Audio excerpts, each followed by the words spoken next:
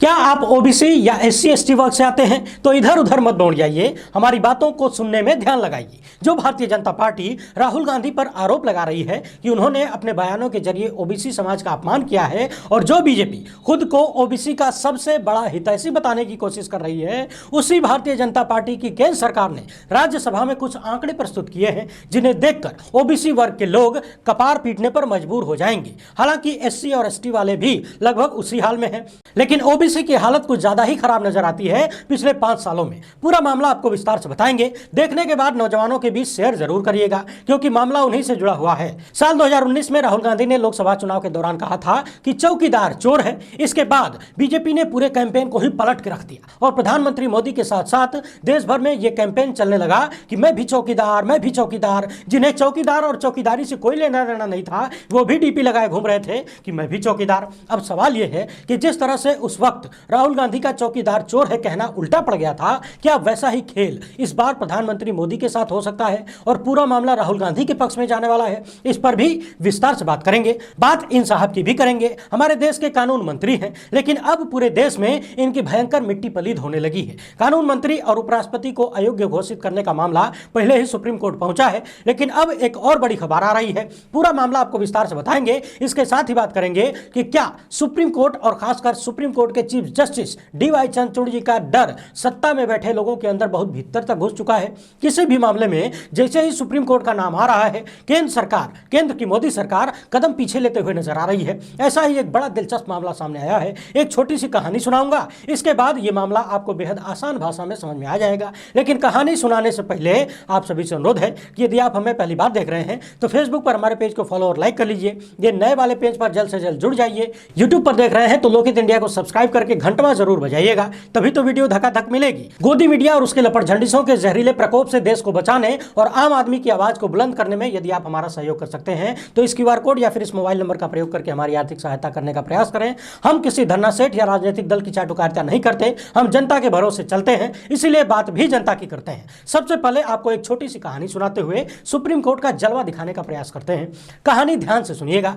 इस कहानी में 3 मुख्य पात्र हैं। पहला है चोमू, दूसरे हैं उसके पिताजी और तीसरा है चोमू का दोस्त घोंचू।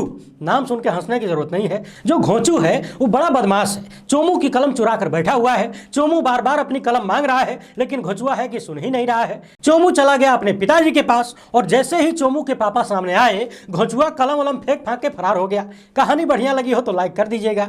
ये है लक्षद्वीप से एनसीपी सांसद मोहम्मद फैजल। इन्हें एक मामले में लक्षद्वीप की एक सत्र अदालत ने साल 2009 की किसी घटना से संबंधित हत्या के प्रयास के मामले में 10 साल कैद की सजा सुनाई थी। सजा सुनाने के तुरंत बाद इन्हें संसद से अयोग्य घोषित कर दिया गया। चुनाव आयोग ने फटाफट उपचुनाव की घोषणा भी कर दी। इसके बाद सांसद महोदय पहुंचे केरल हाईकोर्ट।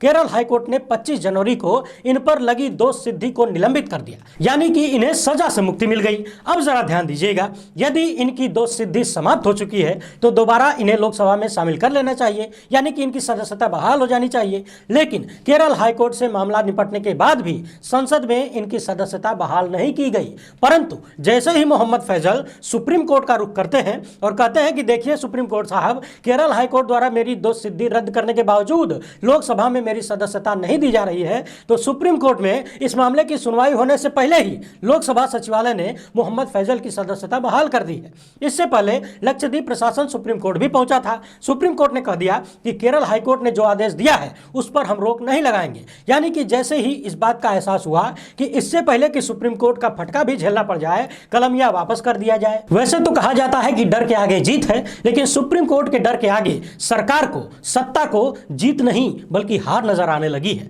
अब पहले बात कर लेते हैं ओबीसी वाले मामले की, इसके बाद बात करेंगे कानून मंत्री किरण रिजिजू की हो रही मिट्टी पलीद की। 2019 के लोकसभा चुनाव के दौरान राहुल गांधी ने नीरव मोदी, ललित मोदी और नरेंद्र मोदी का नाम लेते हुए कहा था कि इन सारे चोरों के नाम में मोदी क्यों है, जिस पर गुजरात की एक मजिस्ट्रेट कोर्ट ने इन्हें 2 साल की सजा सुना दी। इसके बाद बिजली की गति से लोकसभा द्वारा राहुल गांधी की संसद सदस्यता को समाप्त कर दिया गया। उधर राहुल गांधी के साथ ये सब कुछ हो ही रहा था, लेकिन इधर बीजेपी के लोग और गोदी मीडिया के तमाम लपट झंडिस मिलकर एक नया ही राग अलापना शुरू कर दिए और सब मिलकर कहने लगे कि राहुल गांधी ने ओबीसी समाज का अपमान किया है। अब सबसे पहले यह जान लीजिए कि मोदी सरनेम रखने वाले लोग ओबीसी होते हैं कि नहीं। इसके बाद बताएंगे कि किस तरह से जो बीजेपी ओबीसी का हितैषी होने का दावा कर रही है, उसी की सरकार में ओबीसी का क्या हाल हुआ है। पिछली वीडियो में मैंने कहा था कि मोदी सरनेम रखने वाले सभी लोग ओबीसी कम्युनिटी से नहीं आते। इस बार पूरा मामला ही क्लियर कर देता हूं, क्योंकि इंडियन एक्सप्रेस इस मामले पर पूरा डिटेल ही दे दिया है। बेहद आसान भाषा में समझ लीजिए कि मोदी सरनेम किसी विशेष समुदाय या जाति को इंगित नहीं करता है। मोदी हिंदू भी होते हैं, मोदी मुसलमान भी होते हैं और मोदी पारसी भी होते हैं। कुछ मोदी ओबीसी में हैं, लेकिन बहुत सारे ओबीसी से बाहर हैं। अब समझ लीजिए कि मोदी टाइटल मिलता किसे है। दरअसल जो लोग परचून की दुकान का काम करते हैं या फिर तेल बेचने या तेल निकालने का काम करते हैं, यानी कि खाने वाले तेलों की पेराई का काम जो लोग करते हैं, जो लोग सरसों वगैरह का तेल निकालते हैं, जनता का तेल नहीं, उन्हें मोदी टाइटल दिया जाता है। इनका किसी जाति या किसी धर्म से कोई लेना देना नहीं है। वो किसी भी जाति या धर्म के हो सकते हैं। यानी कि बीजेपी और गोदी मीडिया के तमाम लपटझंडिस जो कह रहे हैं कि ओबीसी का अपमान हुआ है, तो ये बात पूरी तरह से निराधार साबित होती है। राहुल गांधी ने जो कहा था वो गलत था कि नहीं, ये अलग मामला है। अब जरा देख लीजिए कि ओबीसी की दुहाई देने वाले बीजेपी सरकार में ओबीसी का हाल क्या है। मिडिल क्लास फैमिली का हर एक व्यक्ति सपना देखता है कि उनके परिवार का लड़का या लड़की अखिल भारतीय सेवाओं में जाए, यानी आईएएस आईपीएस बने। आइए जरा जान लीजिए कि साल 2018 और 2022 के बीच भारत में यूपीएससी की जो परीक्षाएं हुई हैं, उनमें जो सिलेक्शन हुआ है, उनमें किस वर्ग के कितने कैंडिडेट्स का सिलेक्शन हुआ है। और ये आंकड़े खुद सरकार ने, मोदी सरकार ने राज्यसभा के पटल पर रखा है। कुल नियुक्तियां हुई 4365, जिसमें से ओबीसी के मात्र 695 कैंडिडेट ही सिलेक्ट हुए। वहीं एससी से 334 और एसटी समुदाय से 166 उम्मीदवारों की नियुक्ति हुई। 2018 से 2022 के बीच केंद्र में किस पार्टी की सरकार है, यह बताने की जरूरत तो नहीं है। अब हम यदि ओबीसी की जनसंख्या की बात कर लें तो साल 2011 की जनगणना के अनुसार मोटे तौर पर देश भर में ओबीसी समुदाय से आने वाले लोगों की आबादी 41 से 52% के बीच है, यानी कि लगभग देश की कुल आबादी का आधा मानकर चलिए। लेकिन जब आईएएस आईपीएस बनने की बात आती है तो 4365 में से ओबीसी के सिर्फ 395 कैंडिडेट्स का ही सिलेक्शन होता है। वही बात जब जातीय जनगणना की आती है तो बीजेपी के नेता छटक के पटनी पर बैठ जाते हैं और कहते हैं कि जातीय जनगणना जातिवाद को बढ़ावा देने वाली चीज है। चलिए इन्हीं की बात मान लेते हैं कि जातिवाद को बढ़ावा नहीं देना चाहिए, तो भैया कर्नाटक में फार्मूला उल्टा कैसे हो जाता है। कर्नाटक में चुनाव से ठीक पहले बीजेपी ने एससी एसटी समुदाय के लोगों के आरक्षण को जो 17% था, उसे बांटकर अलग अलग जाति के हिसाब से जनसंख्या के आधार पर अलग अलग कर दिया है। कर्नाटक में जनसंख्या के हिसाब से आरक्षण देना ठीक है, तो फिर बाकी देश में क्यों नहीं। यदि कर्नाटक में जनसंख्या के हिसाब से भागीदारी दी जा सकती है तो फिर बाकी देश में ऐसा क्यों नहीं किया जा सकता। द वायर की वेबसाइट पर यह पूरी खबर विस्तार से है, आप चाहें तो वहां विस्तार से पढ़ सकते हैं। यहां पर हम बहुत ज्यादा आंकड़ा नहीं दिखाते हैं क्योंकि आप लोग बोर होने लगते हैं। उधर राहुल गांधी को घर खाली करने का निर्देश दे दिया गया है, नोटिस मिल गई है। राहुल ने भी कह दिया है कि आपके द्वारा दिए गए समय पर हम घर को खाली कर देंगे, कोनो दिक्कत नहीं है। अब सवाल यह भी उठ रहा है कि बीजेपी में कई बड़े बड़े नेता हैं जो किसी भी सदन के सांसद नहीं है, मगर फिर भी कई साल से उन्हें बंगला मिला हुआ है, चौड़िया के रह रहे हैं। उन लोगों को बंगला खाली कराने का नोटिस क्यों नहीं दिया जाता। बीजेपी के लोग कहते हैं कि उन्हें सुरक्षा की दृष्टि से बंगला दिया गया है। तो एक और सवाल उठता है कि यदि उनकी जान को खतरा है तो क्या राहुल गांधी की जान को खतरा नहीं हो सकता। तो क्या राहुल गांधी को सुरक्षा देने की जरूरत नहीं है, तो फिर उनकी सारी सुरक्षा क्यों नहीं हटा ली जाती। उन्हें भी Z+ मिली है और बीजेपी के जो पुराने वाले नेता जो सरकारी बंगलों में बैठे हुए हैं, कब्जा किए हुए हैं, उन्हें भी Z+ सिक्योरिटी मिली हुई है। यानी कि बीजेपी के नेताओं को भी और राहुल गांधी को भी बराबर की सुरक्षा दी गई है, यानी बराबर खतरा भी है दोनों को। ऐसे में पहले राहुल गांधी को ही बेघर करना, इसके पीछे क्या बात हो सकती है, यह बताने की जरूरत तो है नहीं।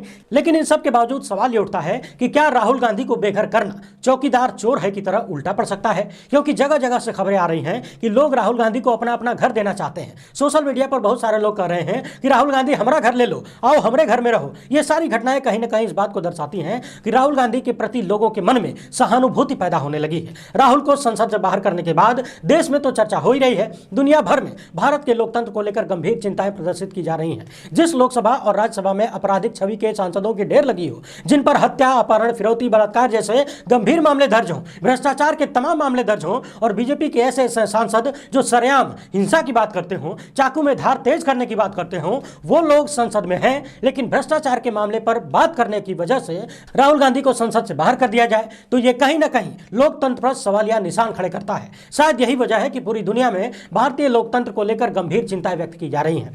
पिछली वीडियो में मैंने बताया था कि बॉम्बे लॉयर्स एसोसिएशन ने कानून मंत्री किरण रिजिजू और उपराष्ट्रपति जगदीप धनखड़ को अयोग्य घोषित करने को सुप्रीम कोर्ट पहुंच गए हैं। उनका कहना है कि सुप्रीम कोर्ट के बारे में गलत बयानी करके इन लोगों ने सुप्रीम कोर्ट का अपमान किया है और जिस संविधान की शपथ ली थी उसका इसका भी अपमान किया है, इसीलिए इन्हें पद से हटाया जाना चाहिए। ये लोग अब पद पर रहने के काबिल नहीं है। इस मामले के तुरंत बाद अब एक और खबर आ रही है कि सुप्रीम कोर्ट और देश भर के हाई कोर्ट से 300 से अधिक बड़े बड़े नामचीन वकीलों ने स्टेटमेंट जारी किया है और किरण रिजिजू की बातों की भर्त्सना की है, भयंकर आलोचना की है और यहां तक कह दिया है कि भारत के जिन पूर्व जजों ने उम्र भर भारत की सेवा की, भारतीय संविधान को बचाने का काम किया, कानून मंत्री उन्हें एंटी इंडिया गैंग कैसे बुला सकते हैं और कैसे उन्हें कीमत चुकाने की धमकी दे सकते हैं। कानून मंत्री के इन बयानों की भयंकर आलोचना की गई है। इसके साथ ही यह भी कहा गया है कि सत्ता से सवाल करना और विरोध की बात करने वाले एंटी इंडिया नहीं हो जाते। ये नागरिकों का मूल कर्तव्य है कि वो सरकार से सवाल करें, उसकी आलोचना करें, उन्हें कटघरे में खड़ा करें। देश भर के वकीलों ने कहा है कि कानून मंत्री किरण रिजिजू ने जिस तरह से पूर्व जजों को धमकाने की कोशिश की है, इससे जनता के बीच एक संदेश भेजने का प्रयास किया गया है कि विरोध की किसी भी आवाज को बर्दाश्त नहीं किया जाएगा, उसे दबा दिया जाएगा, उसे कुचल दिया जाएगा। देश भर के वकीलों ने कहा कि जो लोग सरकार के आलोचक हैं वो भी उतने ही देशभक्त हैं जितने कि सरकार में बैठे हुए लोग। तो बात बात में दूसरों को देशद्रोही होने का सर्टिफिकेट देना बंद करें। और भी बहुत सारी बातें कही गई हैं, मोटा मोटी जो था वो हमने आपको बता दिया। लेकिन एक बात तो साफ नजर आती है, जिस तरह से आए दिन जगह जगह से बीजेपी की मोदी सरकार की आलोचना सामने आ रही है, खासकर विरोध की आवाजों को दबाने के खिलाफ, सवाल पूछने वालों को डराने के खिलाफ, उससे एक बात तो समझ में आने लगी है कि अब लोग जागने लगे हैं। वीडियो अच्छी लगी हो तो ज्यादा से ज्यादा लोग तक पहुंचाइए। फेसबुक पर हमारे इस नए वाले पेज को जल्द से जल्द फॉलो कर लीजिए। हमसे जुड़ने के लिए बहुत बहुत धन्यवाद। जय हिंद।